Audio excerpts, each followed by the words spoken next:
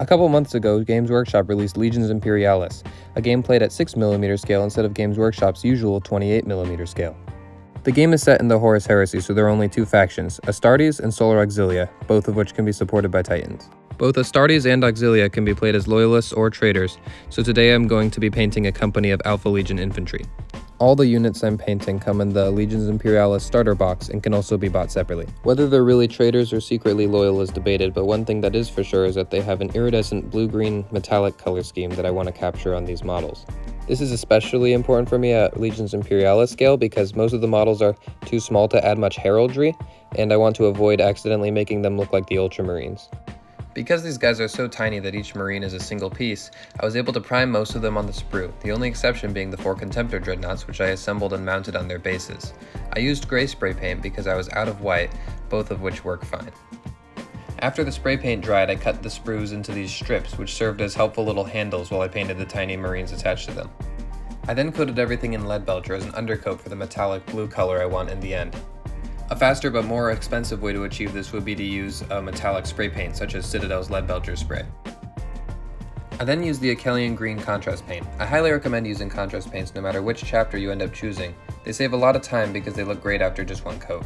After painting each Marine except for his gun, I realized that the beaks on the helmets are commonly kept silver along with various other silver accents. It would be difficult, but if I did it again I could have avoided getting paint in these areas to keep them silver. With the coat of Akhellian Green on, I could now move on to the details. I painted each gun Abaddon Black, leaving the barrel and other gun components like charging handles and the teeth on the chainsaw bayonets Leadbelcher. And with that, the basic Marines were already nearing completion, so it was time to move on to details on some of the other models. I then moved on to the missile launcher bits that I later glued to the Marines that bear them. I painted most of the missile launcher black, once again leaving metallic bits silver, and then painted the arm holding the weapons Akhellian Green. What I've added so far is sufficient to call most of the models battle ready, but certain Marines like sergeants, banner bearers, and the veterans in the command squad need a bit more work on their details to make them stand out. I painted all the mohawk pieces for the sergeants and veterans Mephiston Red, painted the small banners Abaddon Black or Ceramite White, and on the large banners from the 2 command squads, I did Ceramite White and Akhellian Green, and freehanded one of the Alpha Legion symbols that I thought looked more simple because I'm not that good at freehanding, along with the Roman numeral XX because they are the 20th Legion.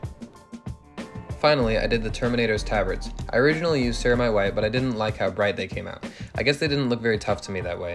Instead, I went with a much darker Eshin Gray and Mephiston Red for 1 in each squad, representing the sergeant. Now that all the Marines were painted, it was time for me to paint the pre-textured bases they came with. I primed them with the same gray spray paint I used for everything else, then mixed Eshin Gray with white until the mix matched the base. It ended up being a similar shade to Mechanicus Standard Gray. I used this mix to paint the tiny bits of ground attached to each miniature's feet. I then painted the Aquillas that existed on some of the bases Runelord Brass, then shaded each base with Nuln Oil. After that, it was finally time for assembly. I glued the rocket launchers to the Marines meant to hold them, then glued 5 Marines to each base, using the instruction manual to know which ones went where. And with that, I had painted 90 Space Marines. It still took a good amount of time to get these all to a decent standard, but the Akhellian Green saved a lot of time because it's a contrast paint, and it worked beautifully to capture that metallic blue-green iridescent color that the Alpha Legion's armor is. As a bonus, there was even a handful of extra guys that didn't belong on a base or in a unit, they were simply extra pieces, but I might use them in the future to mount on bases of Titans to add scale. All that was left was to paint the 4 Contemptor Dreadnoughts that came with the infantry. After coating in Leadbelcher, I first painted all the parts that I wanted in Abaddon Black. Since Alpha Legion's blue-green is so bright, I wanted to have a little more black to make it look more based in reality and avoid a cartoonish look I feared could result from too much Akhellian Green. After that, I applied the primary color on the remaining panels, making sure to leave machinery, engines, and gun components Leadbelcher. That was all I did with the Dreadnoughts. I kept it simple, but I think they turned out nicely. After painting each model's base trim black, the infantry company was done. A total of 94 base models and a few bonus ones for future projects. This is my first video, and I'm still trying to figure out how to create the most helpful and visually appealing content possible, and I know I have a long way to go, so I'd appreciate feedback and suggestions in the comments.